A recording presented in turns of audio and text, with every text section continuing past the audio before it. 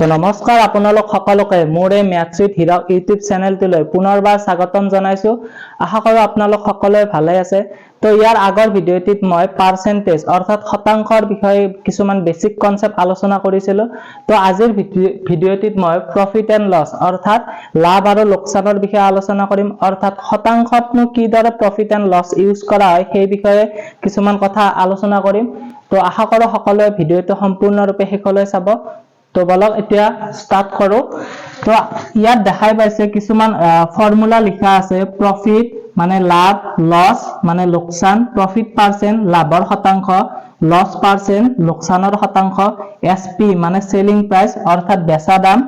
SP আকৌ selling price আৰু সিপি কস্ট প্ৰাইস মানে কিনা দাম আৰু সিপি কস্ট প্ৰাইস মানে কিনা দাম। তাৰ মানে প্ৰফিট আমাৰ জেনাৰেলি বস্তু এটাত আমাৰ কেতিয়া প্ৰফিট হয় যেতিয়া আমাৰ সেলিং প্ৰাইসটো কস্ট প্ৰাইসতকৈ বেছি থাকে। অৰ্থাৎ বেচা দামটো যদি আমাৰ বেচা দামটো যদি কিনা দামতকৈ বেছি হয়, বেচা দামটো যদি কিনা দামতকৈ বেছি হয় নিশ্চয় আমাৰ কি হ'ব প্ৰফিট অৰ্থাৎ লাভ হ'ব। আৰু প্ৰফিটটো আমি কেনেকৈ উলিয়াব পাৰো সেলিং প্ৰাইসৰ পৰা কস্ট প্ৰাইসটো কি কৰিম মাইনাস কৰিম। ঠিক তেনেদৰে আমি লস যদি চাও কোনো এটা বস্তু যদি লোকসান কেনেদৰে হয় হেতু যদি চাব যাও আমি কস্ট প্ৰাইস মাইনাস কি কৰিম সেলিং প্রাইস। অর্থাৎ কস্ট প্রাইসটো যদি মানে কিনা দামটো যদি এসপি সেলিং প্রাইসতকৈ বেছি হয়, কিনা দামটো যদি সেলিং প্রাইসতকৈ বেছি হয় তেতিয়া হলে আমাৰ কি হ'ব বস্তুটোত লস হ'ব অৰ্থাৎ লোকসান হ'ব। আৰু লসটো আমি কেনেকৈ উলিয়াব পাৰো কস্ট প্ৰাইসৰ পৰা মানে কিনা দামৰ পৰা এসপি সেলিং প্ৰাইস বেচা দামটো কি কৰিম আমি মাইনাস কৰিম। তো এইটো হৈ গ'ল প্ৰফিট আৰু লস। নেক্সট যদি আমি চাও প্ৰফিট পাৰ্সেন্ট যাক আমি অসমীয়াত কি বুলি কওঁ লাভৰ শতাংশ। লাভৰ শতাংশ কিদৰে উলিয়া হয় প্ৰফিট বাই সিপি মানে লাভ বাই কিনা দাম ইনটু 100% কৰি আমি প্ৰফিট পাৰ্সেন্ট উলিয়াও। ঠিক তেনেদৰে যদি লস পাৰ্সেন্ট চাও আমি মানে লোকসানৰ শতাংশ লস বাই কস্ট প্ৰাইস ইনটু কি কৰিম 100% মানে লোকসান বাই কিনা দাম ইনটু 100%। আৰু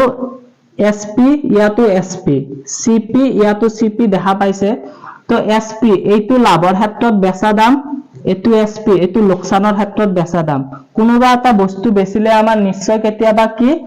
লাভ হ'ব পাৰে বা লোকসানো হ'ব পাৰে। তো প্ৰথম যোনটো 5 নম্বৰ ফৰ্মুলা আছে সেইটো লাভৰ ক্ষেত্ৰত বেচা দাম আৰু যোনটো 6 নম্বৰ ফৰ্মুলা আছে সেইটো লোকসানৰ ক্ষেত্ৰত বেচা দাম। আৰু 7 নম্বৰটো ঠিক তেনেদৰে কোনোবা এটা যদি আমি বিক্ৰী কৰো তেতিয়া আমাৰ কস্ট প্ৰাইস লাভৰ ক্ষেত্ৰতো ওলাব পাৰে বা কোনোবা এটা বস্তু বিক্ৰী কৰিলে আমাৰ কস্ট প্ৰাইস লোকসানৰ ক্ষেত্ৰতো ওলাব পাৰে। তো 7 নম্বৰটো হ'ল লাভৰ ক্ষেত্ৰত কিনা দাম আৰু 8 নম্বৰটো হ'ল লোকসানৰ ক্ষেত্ৰত কিনা দাম। তো 5 নম্বৰটো চাও আমি এসপি 100 প্লাস প্ৰফিট পাৰ্সেন্ট বা 100 ইনটু যদি কস্ট প্ৰাইস কৰো তেতিয়া হলে আমি লাভৰ ক্ষেত্ৰত এসপি মানে সেলিং প্ৰাইস বেচা দাম পাম। আৰু যদি 6 নম্বৰটো চাও 100 minus loss per cent divided by 100 into যদি কস্ট প্ৰাইস কৰো আমি লোকসানৰ ক্ষেত্ৰত বেচা দাম পাম। আৰু এইটো 7 নম্বৰটো যদি চাও কস্ট প্ৰাইস লাভৰ ক্ষেত্ৰত কস্ট price 100 divided by 100 plus profit per cent into selling price.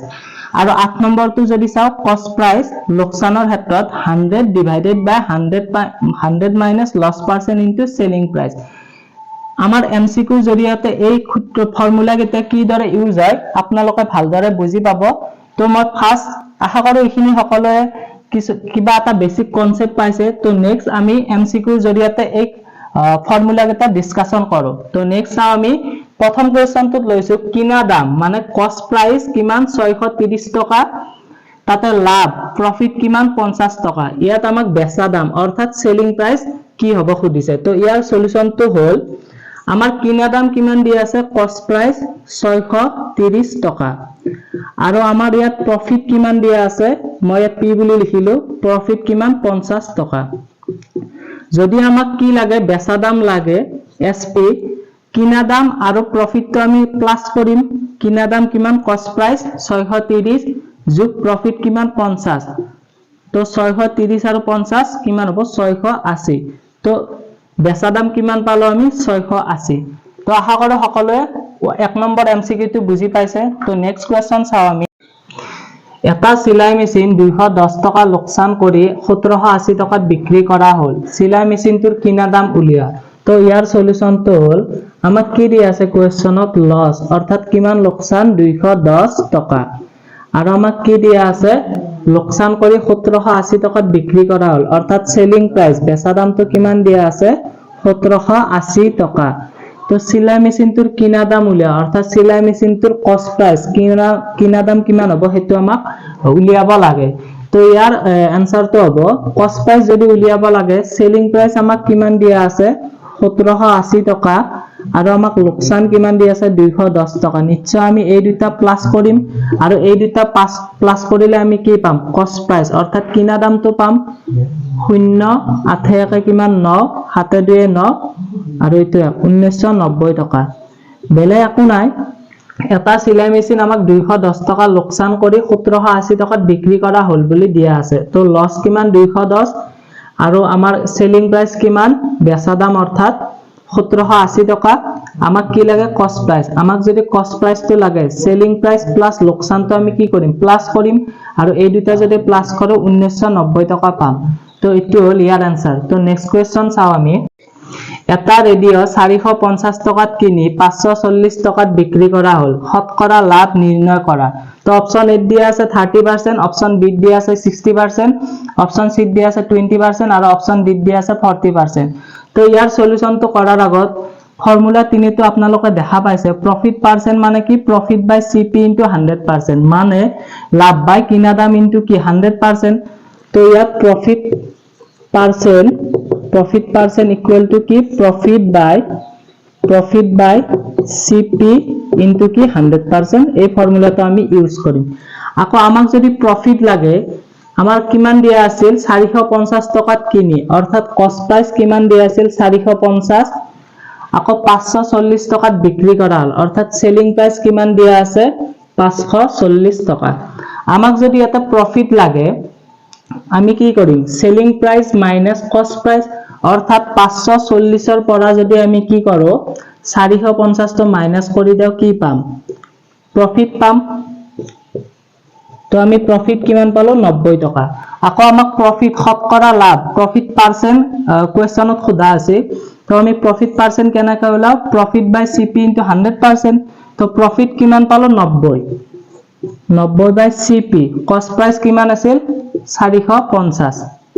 তো এইখিনি কাটাকাটি করলে আমি কি পাম आंसर পাম। তো 0 0 ক্যান্সেল 5 দি 45ক 9 বার 5 দি 10ক 2 বার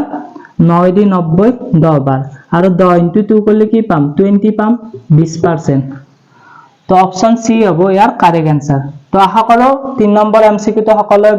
ভালদৰে বুজি পাইছে। বেলেগ একো নাই প্ৰফিট পাৰ্সেন্ট মানে লাভৰ শতাংশ মানে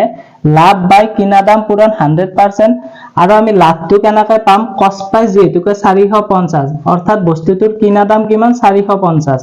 আৰু এসপি বস্তুটোৰ বেচা দাম কিমান 540 আৰু বেচা দামৰ পৰা যদি আমি কিনা দামটো কি কৰো মাইনাস কৰো তেতিয়াহলে আমি কি পাম লাভ পাম আৰু লাভৰ শতাংশ লাভ বাই কিনা দাম অৰ্থাৎ 90 বাই 450 ইনটু কি 100%। এইখিনি যদি সলিউশন কৰো আমি 20% পাম। তো আশা কৰো 3 নম্বৰ এমসিকিউ তো সকলোৱে ভালদৰে বুজি পাইছে। তো নেক্সট এমসিকিউ চাও আমি এজন দোকানীয়ে এখন সাইকেল 1350 টকাত কিনি 1242 টকাত বিক্ৰী কৰিলে শতকৰা লাভ বা লোকসান নিৰ্ণয় কৰা। অপশন এ দিয়া আছে 8% লাভ, অপশন বি দিয়া আছে 8% লোকসান, অপশন সি দিয়া আছে 7% লাভ আৰু অপশন ডি দিয়া আছে 7% লোকসান। তো ইয়াৰ সলিউশনটো হ'ল নিশ্চয় এজন দোকানী এখন সাইকেল 1350 টকাত কিনি অৰ্থাৎ কস্ট প্ৰাইস কিমান 1350 টকা আৰু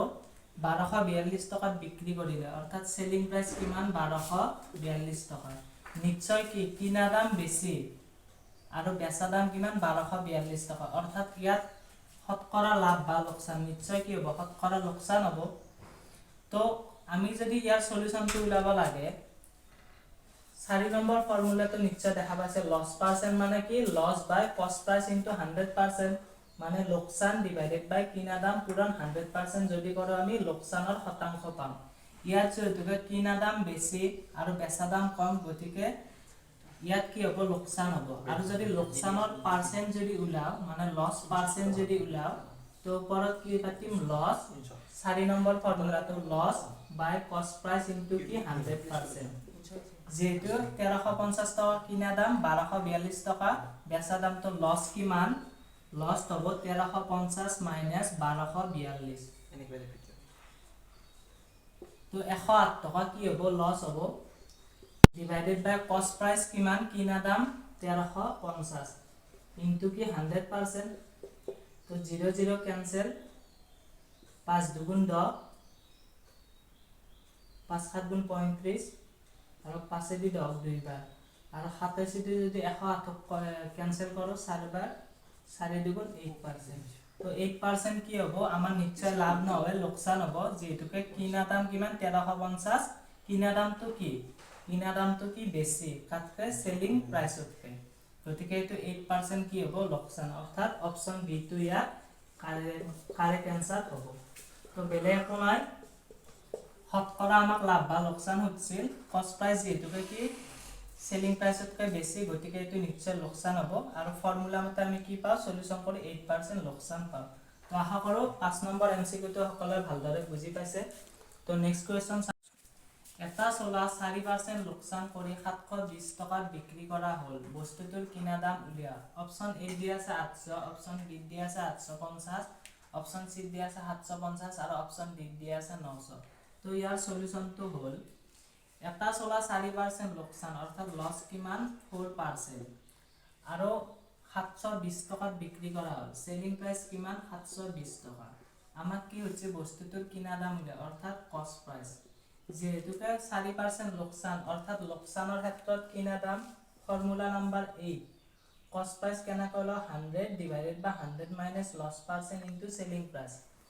এই ফর্মুলাটো ইউজ কৰি আমি এই কোৱেশ্চনটো কি কৰবা পাৰো সলিউশন কৰবা পাৰো তো ফৰ্মুলাটো প্ৰথমতে পাতি লও মানে লোকসানৰ ক্ষেত্ৰত কিনা দাম কস্ট প্রাইস ইকুয়াল টু কি 100 divided by 100 minus loss percent into কি সেলিং প্রাইস তো 100 মাইনাস যদি লস পারসেন্ট 4 করো 96 পাম আৰু এটা 100 আছে 100 মাইনাস যদি 4 করো কি পাম 96 into সেলিং প্রাইস কিমান দিয়া আছিল 720 টকা এখিনি যদি আমি কাটাকাটি করো তো কিমান পাম 8 দি ডাইরেক্ট 12 বাৰ কাটবা পাৰা 8 12 গুণ 96 আৰু 8 9 গুণ 72 এতে 90 আৰু 2 দি কাটবা পাৰো 6 বাৰ আৰু 2 দি 100 কাটবা পাৰো 50 বাৰ আৰু 6 দি 90 কাটবা পাৰো 15 বাৰ আৰু 15 ইনটু যদি 50 করো 15 5 গুণ কি 75 0 এটা লগ লাগি যাব তো 750 টাকা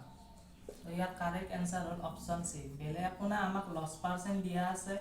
সেলিং প্ৰাইস দিয়া আছে আৰু আমাক কি হচ্ছে কস্ট প্ৰাইস তো ইয়াত চালে দেখা পাবো 8 নম্বৰ ফৰ্মুলাত কস্ট প্ৰাইস কিমান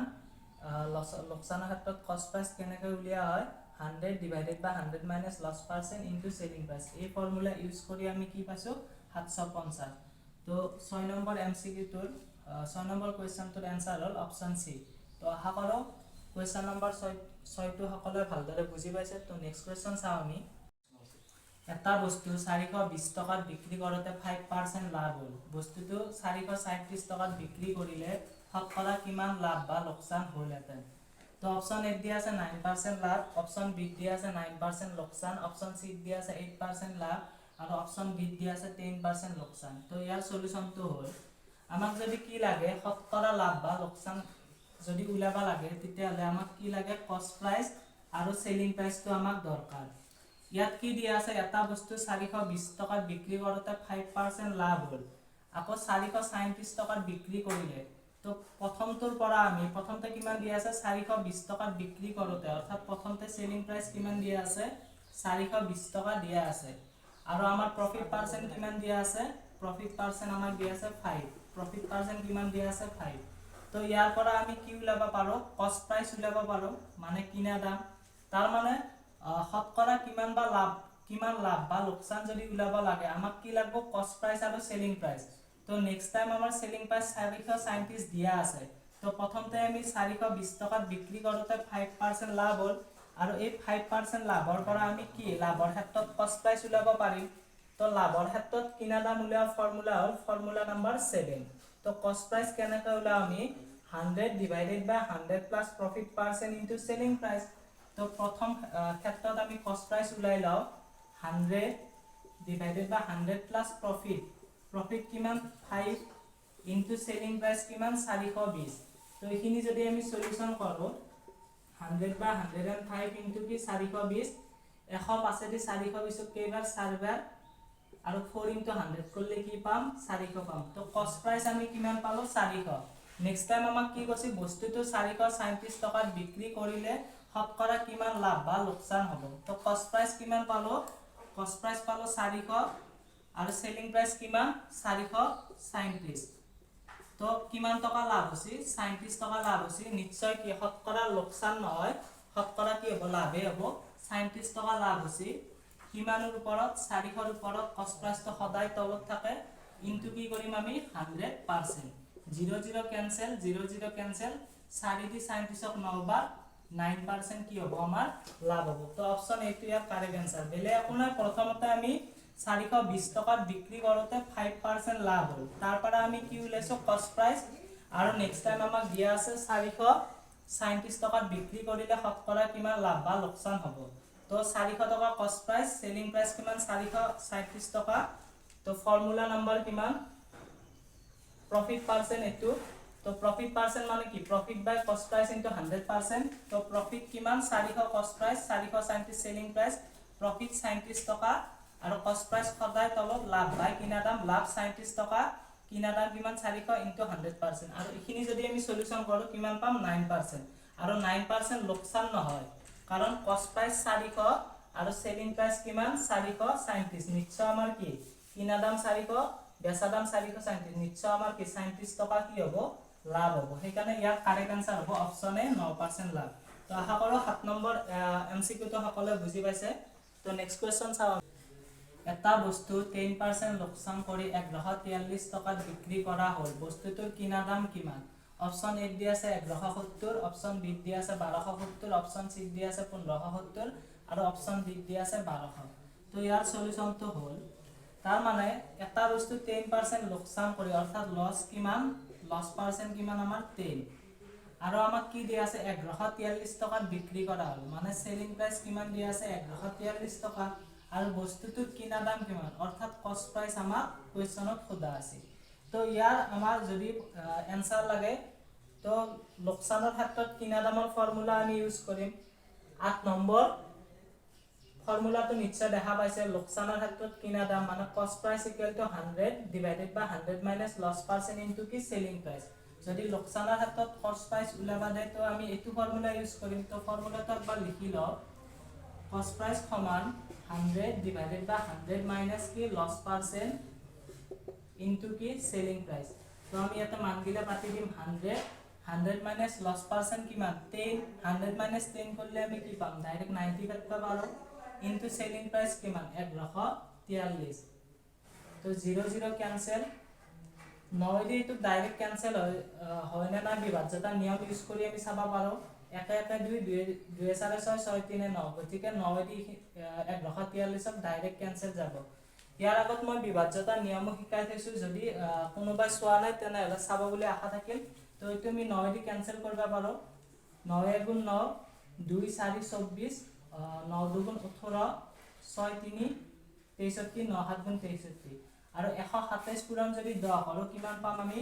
1270 পাম তো ইয়াৰ কাৰেক্ট आंसर হ'ব অপচন বি বেলে আপোনাৰ লোকসানৰ ক্ষেত্ৰত কস্ট প্ৰাইসৰ ফৰ্মুলা ইউজ কৰি আমি এটো সলিউশন কৰি কিমান পাইছো 1270 তো আশা কৰো 8 নম্বৰ কোৱেশ্চনটো সকলোৱে ভালদৰে বুজি পাইছে